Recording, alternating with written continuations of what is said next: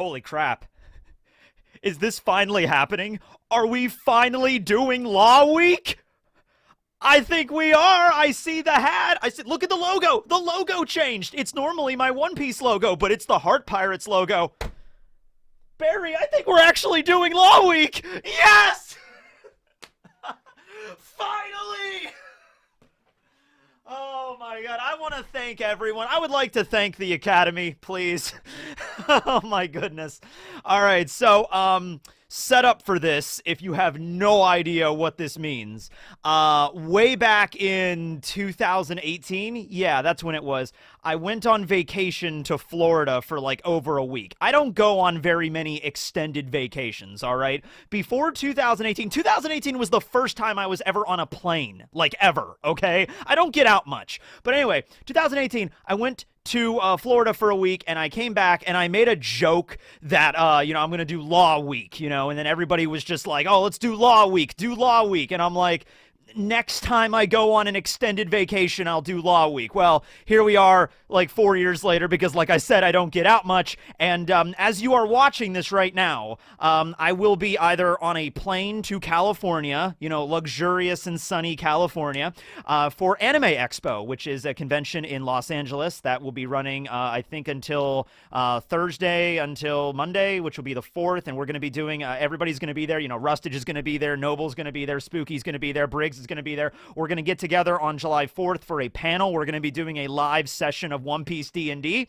And I'm also not stopping there. I'm traveling with my uncle. We're also going to go to San Diego and Yosemite and San Francisco. And we're just going to go around California because I have never been there and I would like to see the place. So I thought this would be a perfect time to do Law Week. That's right. 7 videos straight. A solid week all about Trafalgar D water law.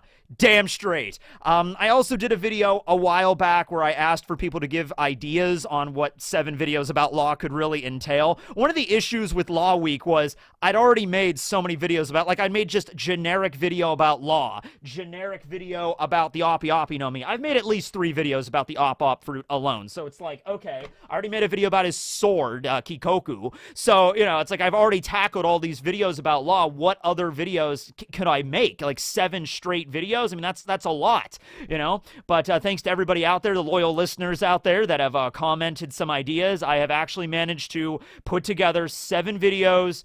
We're going to be doing this. And in fact, before I get to that, I think that the first person that should really give the speech to start off Law Week properly should be none other than a fan favorite that hasn't been seen in a while, Law Tekking. That's right. Take it away.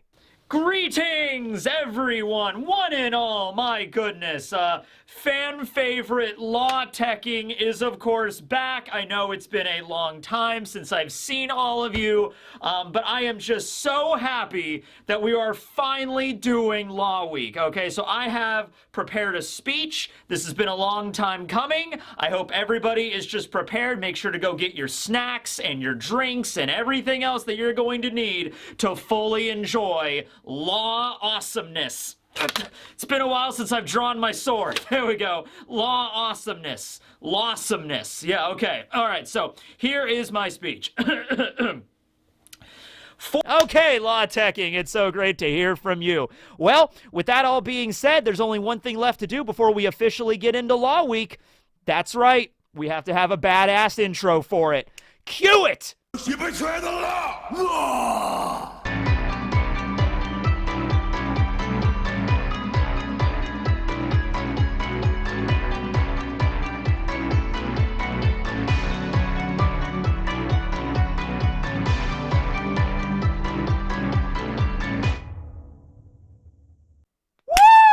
Yeah, it's official. All right. So this will be day 1 of Law Week. This is a relatively simple premise for a video. We're simply going to be looking at the Heart Pirate crew, okay? So yes, we will be focusing on Law, of course, but more notably, Law's crew, his nakama, his friends, okay, that he travels Paradise in the New World with, okay? We're familiar with some of them already, such as Beppo, Sachi, Penguin, and Jean Bart are the ones that, get most screen time in One Piece, but but there's a total of 21 members on the crew, including Law himself. So there's a lot of other characters in the background that you might not notice, but are certainly there. In fact, I don't even think we have a confirmed, like, every single person in the crew that we've seen.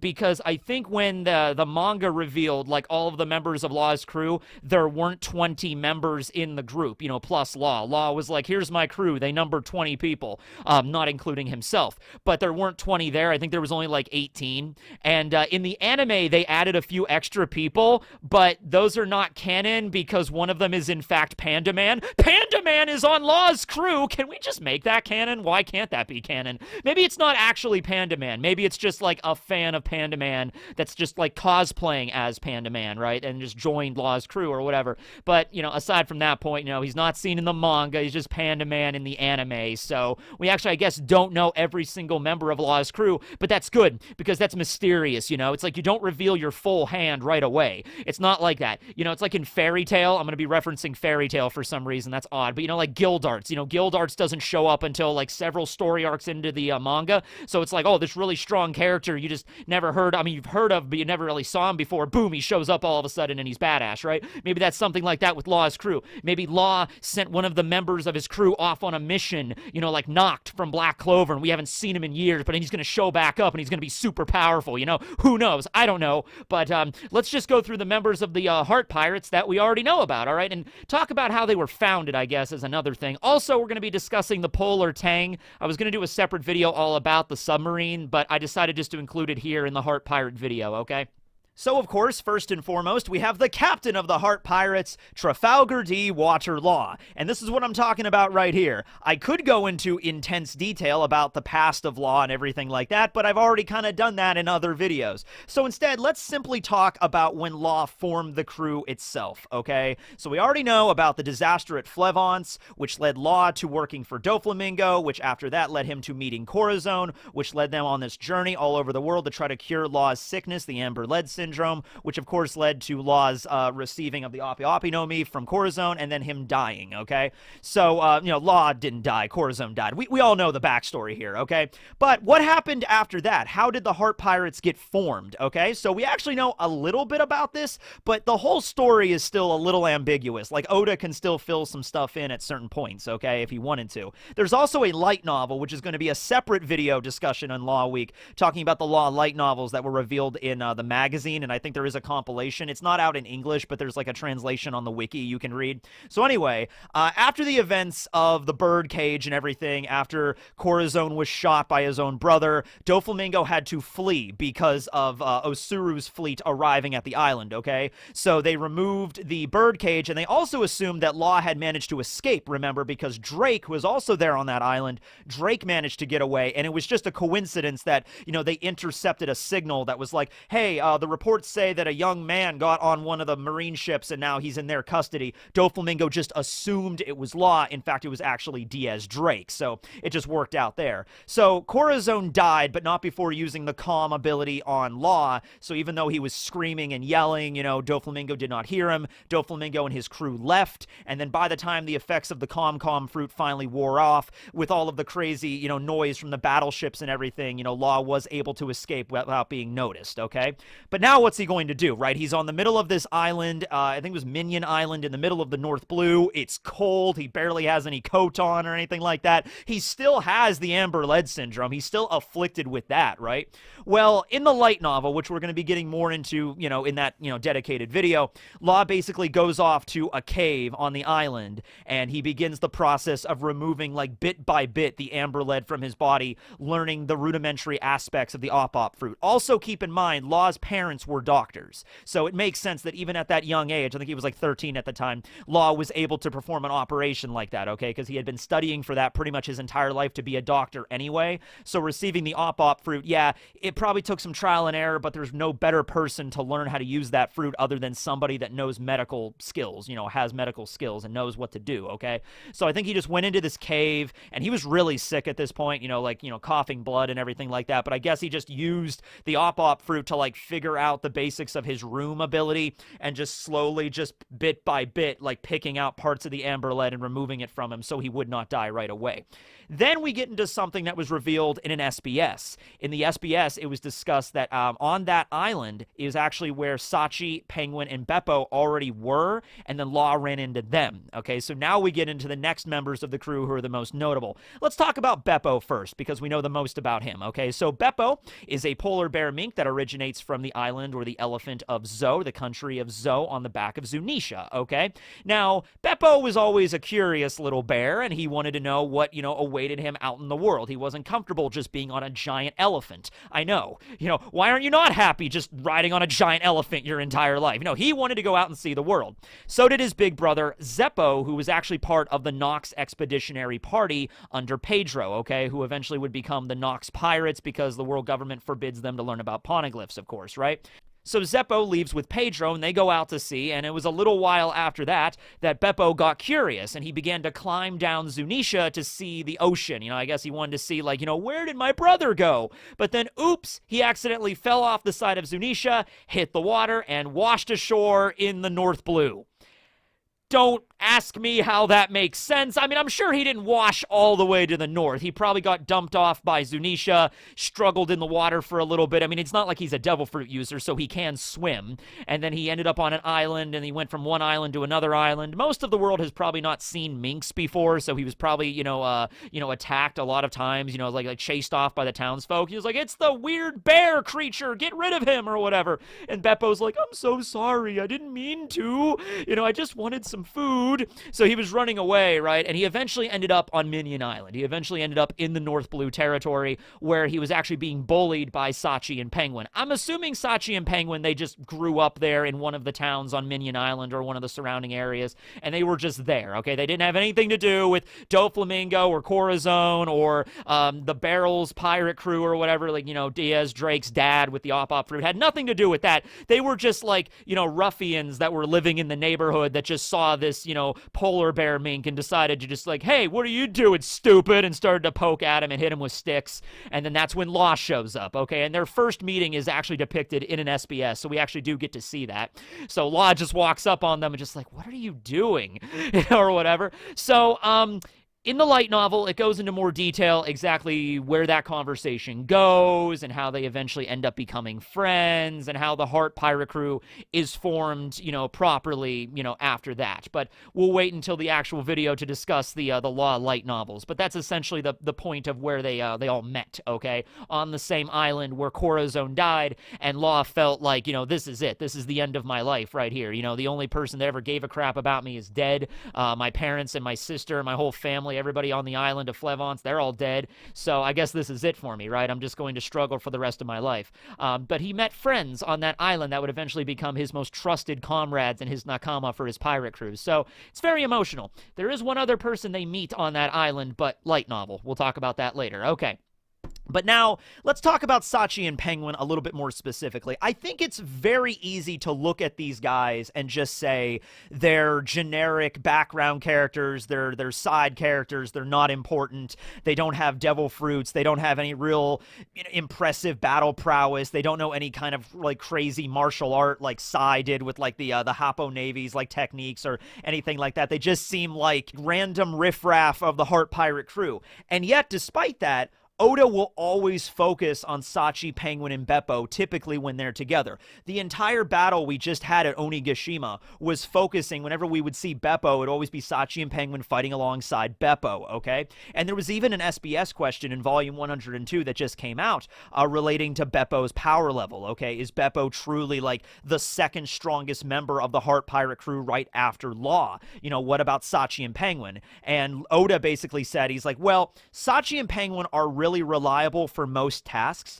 but they're aware of how powerful Beppo can be in his Sulong form. And I made a video about Beppo in his Sulong form. By the way, I just realized, what if the reason why Beppo did not go into Sulong during Onigashima was maybe because he can't control it properly, or maybe because he does become so amazingly powerful, but it's with Pekoms, where Pekoms couldn't really rule over it so well. It might also be a situation You know how, okay, Rob Lucci was mentioned to have our carnivorous zone, right? So, and Chopper said the carnivorous zones make you a little bit more bloodthirsty than most other zones. Like, for example, Chopper just has a human zone, okay? So he's a little bit more even-tempered or whatever, right? Kaku was a giraffe, that kind of stuff, right? Well, what if it's a situation where, like, depending on the animal you are as a mink, it's a little bit harder for you to control yourself when you go into Sulong, right? So Carrot was a rabbit, herbivore, not very, crazy bloodthirsty. So maybe it was a little bit easier for her to rein in her Sulong form, right? But then you have somebody like Inuarashi who is a dog, who might have been, and Wanda as well. That might have been more difficult for them to learn it. Now, Inuarashi is like 40 years old. Wanda's like, I think, in her late 20s. So, they would have better chances of like training and, restraining themselves, right? But then maybe other minks like Peckhams, who was a lion, just couldn't control himself very well. And that's why he kind of went crazy berserker when he went into Sulong. Beppo might be some of the same vein with that, where if Beppo goes into Sulong, can't control himself, he might actually end up hurting his own crewmates, which is why he didn't even bother going into it during Onigashima, even though there was plenty of opportunities. The moon was full, the roof was collapsing. There were plenty of times like when Inuarashi looked up to the moon to turn into Sulong to finish Jack off. Same thing, he jacked off. Inuarashi finished Jack off. Yes, exactly. And then Nekomamushi, same thing with Perospero, right? Okay, so maybe that's the reason with Beppo, though. So Beppo is, in Sulong form, second strongest member, might actually be physically the strongest member of the Heart Pirate crew, because Law's powers are very vast and a bunch of different applications and tactics that you can use with the Op fruit in battle. But in terms of like raw physical strength, Law really doesn't have a lot of that, okay? Unless maybe Law can do like an Urahara and sort of like restructure his body and make him stronger that way. I mean, if anybody could do it, it would be Law, right? So, yeah, that's the situation with Beppo. But what about Sachi and Penguin? I think it's very naive to overestimate them. I don't think that you should just look at them as random riffraff. Sure, if it's Sachi and Penguin up against Dracule Mihawk, or up against Edward Weevil, or one of the Yonko, or like Shiki, or Wang Ji, they're gonna lose, right? Obviously. But so would like 98% of every other person in the One Piece world. You know what I mean? Right? But I'm telling you what, those two working together, Sachi and Penguin, which they've been together ever since, they were kids, so they probably have some really cool combination moves, and they do know martial arts, and they do know how to, use weaponry and swords and spears and stuff like that. If it was like a situation where it was Sachi and Penguin up against, let's say, like 20 bandits, maybe not anybody that's like really, really crazy powerful devil fruit wise or hockey wise, but like 20 bandits that are really powerful, muscular, armed to the teeth with like swords and guns and armor or whatever. I would bet money on Sachi and Penguin. I think they could get the job done. Maybe even more than that. Maybe they could take down Wicked Dick. I know. It's a huge mantle to claim, the title of taking out Wicked Dick. But I think Sachi and Penguin might be able to do it. They might even be able to handle themselves against, even let's say the bandits could use hockey. Let's say they could use basic, the vulcanization technique on their weapons or stuff. I would still place money on Sachi and Penguin working together. I think they would pull off some really cool, like combination, like martial arts, and they know hockey as well.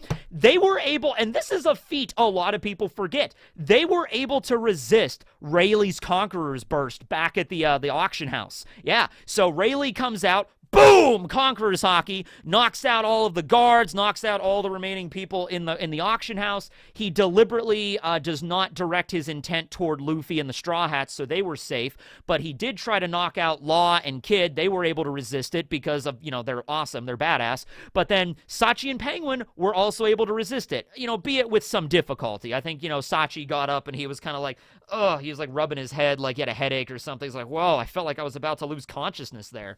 And I think Rayleigh, even when he walked past them, Rayleigh even said, he's like, oh, you were able to resist my Conqueror's Hockey. That's pretty good. You guys are, oh wow, you guys are training really well. That's good. And he kind of gave him a compliment there. So don't overlook them, okay? Yeah, if it was Sachi and Penguin up against like the entire Doflamingo crew, yeah, they're going to get their asses kicked, right? But, just with like regular riffraff, like how many waiters and pleasures do you think Sachi and Penguin working together took out during Onigashima? I think probably quite a bit. There was a lot of waiters, just really heavily armed, well-trained members of the Beast Pirates. Might have taken out like 50 or 60 of those guys, right? All on Sachi and Penguin. They're pretty strong, but as Oda said, in more like typical situations, they're more dependable on more like situations like that. Dealing with heavy hitters that know a lot of like, hockey or like, devil fruit powers or stuff like that. Leave that to Law. Leave that to Beppo maybe.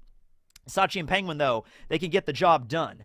Who else on the crew? Well, there's only a few other members that are named. Jean Bart, let's talk about him. I feel like there needs to be more stuff explained with Jean Bart's history, okay? The idea is, I guess, he was a pirate captain before he was captured and sold into slavery by the Tenryubito, and then Law saw him at the auction house and actually knew him by name. Law went up to him specifically and says, "You're Captain Jean Bart. If I free you, do you want to join my crew?" And Jean Bart's like, "Well, yeah, if you get me out of this situation, I'll follow you wherever, thanks." And then he frees him. So Law knew stuff about Jean Bart. He like maybe read a book or learned about him, or maybe when he was captured, maybe he read the article in the paper, like Captain Jean Bart of the blah blah pirates was captured. Jean Bart might have had like a commendable bounty. It's possible that maybe if Jean Bart did not get captured, maybe he would have been a super rookie. Maybe he had a bounty of like 110 million or something like that. We just don't know because we don't know a lot about him, but Law knew him by name, and the second he spotted him, he's like, "I want you to join my crew." And Jean Bart's like, "Well, yeah, if you get me out of slavery, sure, why not?" And so Law frees him, and he joins the Heart Pirates. And he's a pretty loyal guy, and he's like the muscle of the crew. He's like certainly the biggest, strongest guy. And unfortunately, we just don't know more about him. But I feel like it's going to be explained later on. Maybe when we learn a little bit more about the Heart Pirates, at some point we'll find out about Jean Bart's crew and what befell them. How did they get captured? What was their former bounty? Maybe not a lot about him. I mean, he is kind of a side character, but there's a story there that I think needs to be told at least a little bit. Maybe in an SBS. That would actually probably fit the best in an SBS or like an additional Viva card or something. I think would work good really right there. But don't look at Jean Bart as if he's just like some big muscle head and that's all he's good for, okay? He probably knows hockey at this point, and he knows how to fight, right? Next up is Ikaku. Ikaku is, I don't believe, the only woman of the crew. Actually, she might be. I'm looking, I have the whole chart next to me here that are on the wiki, and excluding the two members that, have not shown up yet, at least not canon, have shown up yet, I think she is the only woman. So Ikaku, which I think just means intimidation or to intimidate in Japanese, as is the character from Bleach, Ikaku Madarame. So Ikaku, if she is the only woman on the Heart crew, she is a badass. She has curly hair and a headband. Yeah. I mean, everybody, okay. It's kind of the same situation with the Straw Hats. Like, if you have a small crew, like the Straw Hats only have 10 members, and Law's crew is only double that. So when you're talking about crews of that size, pretty much everybody on the crew has to pull their own weight. Every single member has to be able to handle, like, to steer the ship, and it's even more difficult because they have a submarine. Everybody has to know how to fight. There is no, like, one division hangs out and just doesn't fight and does support, and the other division, no, it's like everybody has to know how to handle themselves on Law's crew, and Ikaku is no exception to that, okay? But, yeah, if she is the only woman on the crew, there might be another member that we don't know about. In fact, actually, hold on, let me pull up the screen, because I have it, somewhere. Hold on. Law Week in all of its splendor. Okay, I have the image right here of the anime version, and yeah, I think even in the anime version, including Panda Man, I think she is the only woman. Okay, well, you know what? Just Ikaku with like 19 other dudes, but hey, she's maybe the motherly figure of the crew, I guess. I don't know, but she seems pretty cool. All right, moving on to the only two other members that are named. We have Uni, as in like unicorn, so Yuna. I'm not really sure how to say it, but he's a tall dude that has like a mask that covers the lower part of his face. So, he was one of the few members that knew about COVID, before it hit, and so he started to wear a mask. That's Uni. Then we have Cleone, who's just a dude that has a funny hat, and he has kind of like a smug look on his face. That's him, and that's pretty much everybody we know on the crew that is named. However, there is another person I want to talk about that isn't Panda Man. It's this dude, the dude that has the mask, okay? The really creepy, like, it kind of looks like 80s slasher movie serial killer kind of mask. But yeah, that's this dude. He seems to be the pilot for the Polar Tang because he's the guy that's always, like, at the helm, like, steering it. We saw him a lot during Dressrosa. We saw him a lot during Onigashima. He was actually the one piloting the sub when they went to go rescue Luffy when he was falling from his fight with Kaido, okay?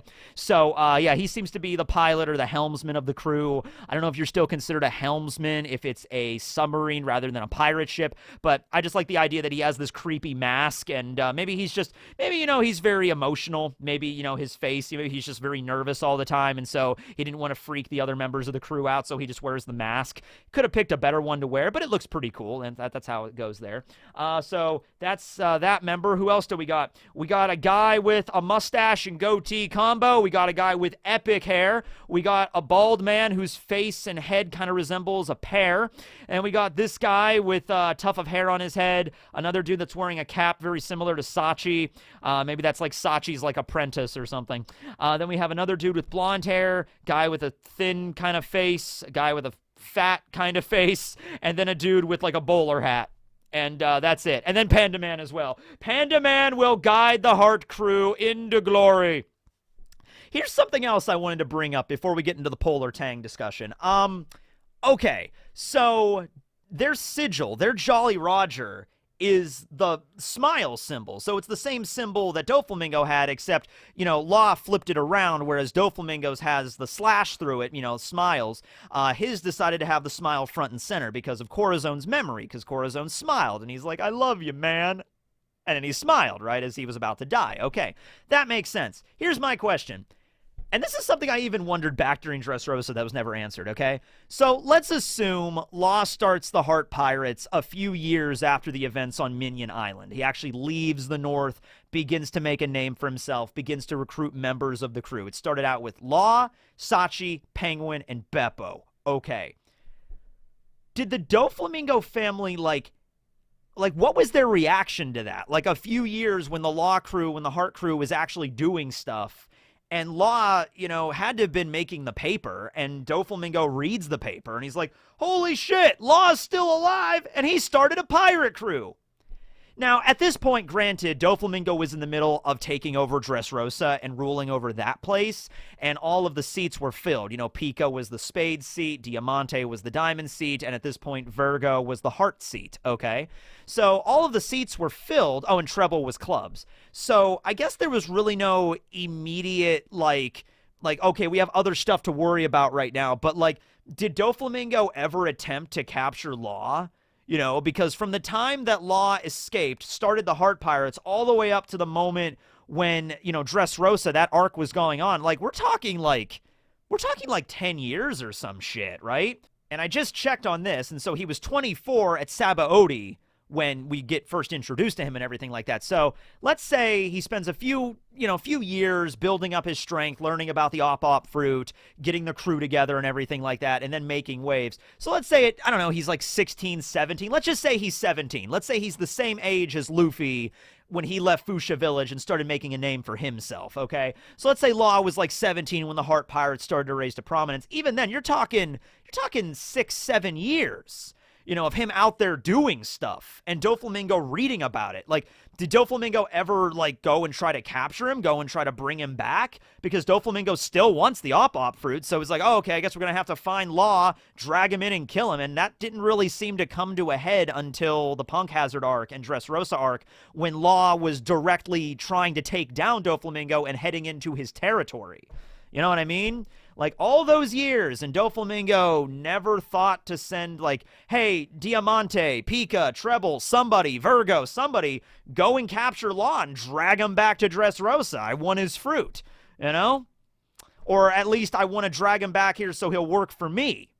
I don't know. You could say that, well, Law already has the fruit, and he's not going to listen to Doflamingo no matter what, so there's no point. But in that case, the same thing Doflamingo got his hands on the Maramara no Mi after Ace died. So by the same logic, you could say Doflamingo could just drag Law back, try to, torture him to get to working for the Doflamingo family. But if Law refused, they could just kill him, and then they could take the fruit and give it to somebody else, and then they could learn how to use it. Although, wait, I guess that wouldn't work because, like I said, the whole point of the op fruit is the best person to have this is a doctor. So and also the person that, is performing the Eternal Youth operation dies in the process. So it's not like Doflamingo could kill Law and get the op fruit. I mean, he might be able to go that far with it. But then who would he give this to that would learn all of the secrets of it to the point that they could perform the Eternal Youth operation? Because it's not the kind of thing you could just eat the fruit and then learn how to use that technique. Okay, that's probably the most difficult, probably the most complicated technique out of everything in Law's repertoire, right? So, and he couldn't just give the fruit to somebody like Lao G, or, anybody else on like Derringer or somebody, right? Because then that's members of Doflamingo's family. He doesn't want them to die. He cares about them, at least them he did. So, yeah, he would have to drag Law back and then force him into doing it. And if that didn't work, then he would have to give this fruit to somebody else that didn't already have a devil fruit, that wasn't a part of his family, but would also, was also a skilled doctor that could master this and then perform the Eternal Youth operation on Doflamingo. Somebody that he didn't even have connections to or didn't care about. That would be difficult. Wow. Yeah. I guess the easiest, but that still doesn't explain why he didn't search for Law and try to bring him in before Punk Hazard, before Dressrosa. But let me know what you think about that if I'm missing something critical here. Anyway, before we get going after the first for the first episode of Law Week, let me talk about. But anyway, before we get going, before we wrap up the first episode of Law Week, let's talk about the Polar Tang, which is the yellow submarine of the Law Pirates. But anyway, before we get going, before we wrap up the first installment of Law Week, let's talk about the ship, or the submarine of the Heart Pirate crew, the Polar Tang. It's a yellow submarine. The yellow submarine. The yellow submarine. Yeah, that's... Oh my god, if Law was sadistic, I mean, I love the Beatles, but if you play any song over and over and over again, that would be so funny if Law just played Yellow Submarine on a loop inside of the submarine. 24/7, never takes a break, constant loop. And we all live in a yellow submarine. And everyone's like, please, Captain, can we turn it off for just 10 minutes? And Law's the biggest Beatles fan ever. And he's just like, no, I'm the captain. We play the song. We literally have a yellow submarine. We're playing the song, Beppo. I was like, okay, I guess. Anyway, there's not a lot of submarines in the One Piece world, although they're not as rare as you might think. Remember, back during Reverie, there were actually a bunch of pirates, like bandits, that were inside of a submarine that captured one of the princesses, I think, of the Alucia Kingdom, right? So I'm guessing if you have enough money, or if you have enough technical engineering, shipbuilding know-how, you can get your hands on a submarine. Like Frankie built one even. He built the Shark Submerged 3 for the Sunny. It's a relatively small submarine, but if Frankie wanted to, he could build a giant submarine. I'm sure he could, right? So the technology does exist. And it's even pretty advanced because the earliest forms of submarines or submersibles were called diving bells, which were literally just giant iron or steel bells that, had the air pocket in, and you would just be lowered into the water, and you just had the air supply that was captured because when you put something under the water, the air pressure's there, and it was made of iron so it would sink, so it wouldn't float, and so you would have that. Now, the air supply wouldn't last very long, but that's the first submersibles, and I think that was back in Da Vinci's time that something like that existed. In fact, correct me if I'm wrong, but I think Leonardo da Vinci, as one of his, his sketches for different devices, even tried to make submersibles, diving bells and stuff like that, right?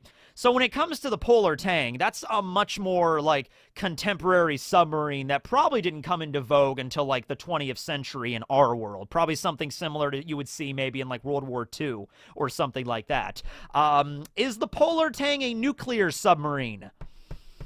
Because that's a pretty important question. I don't think it is, but we don't know a lot about it. We don't know how that thing runs. Law discovered nuclear power. He was the first person to discover it in the One Piece world. It's just are you telling me this sucker is nuclear? It's like, no, this sucker's electrical, but I have to use the Oppi-Oppi-No-Me to generate the 1.21 gigawatts of electricity we need. Like something like that. I don't know. I don't think it's a nuclear-powered submarine, but it's a pretty powerful submarine. I mean, it can go pretty deep into the ocean and travel, and it doesn't seem like it needs an issue to like refuel. A lot of times submarines, like older model submarines, you'd have to like surface to gather air, and this one might be like that as well, but it might be like the intervals for doing that might be, longer in between. Like it can store a lot of oxygen, especially since you have 20 people at any given time on the submarine, sometimes more, like when the Scabbards were journeying in the submarine to get to the back entrance of Odingashima. So you have to have a good air supply for that. I'm assuming there's missiles. I'm assuming there's depth charges and like mines and like freaking not what are they called? What are they called? Underwater missiles. What are those called? Torpedoes! There we go! That took longer than it should have for me to tell you what a torpedo was. Man the torpedoes, men!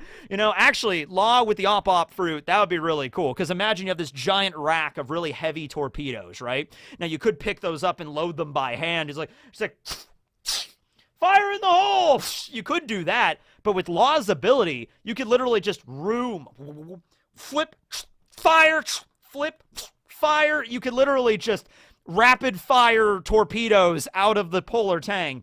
I don't think we've ever seen them have that capability, but it's a submarine. I'm sure it has torpedoes, depth charges, all the 9 yards, okay? That's just how it goes, right? It has a periscope. I love the periscope. That's, of course, what Beppo usually does. It's like, Captain, there's a fish. So they got the periscope. It's a lot of fun, and it's something unique. It's something different that, like, every single pirate ship, yeah, Oda does a really good job of depicting every pirate ship in a very unique way. Like the Victoria Punk, which is Kid's ship, and then, the Mary and the Sunny, which are the Straw Hats ship, look very different from each other. But having a submarine, and that's like Law's thing. And, there are other submarines, but I think Law is going to be like the only major pirate in the world that has like a submarine like that, right? Who knows? Maybe that's where Wang Ji was hiding the entire time. Maybe that's where Shiki was. Shiki's living on a submarine at the bottom of the ocean. Who knows? But anyway, yeah, that's the Polar Tang. We don't know much more about it. There are models of it, though. You can get like a model Polar Tang to build. I've seen them before, but I've not yet finished my model of the Going Merry, so we're a long way off from that. But anyway, I think that is it. I think that wraps up the first episode of Law Week. Law. Okay, so this is good. This is nice. This was about a 40-minute video. I'm going to have to cut this down a little bit. I messed up a few times, but yeah. So catch us back here next time for 6 more Law-tastic videos. I could tell you what they all are right now, but that would spoil the surprise. All right, see you tomorrow, everybody.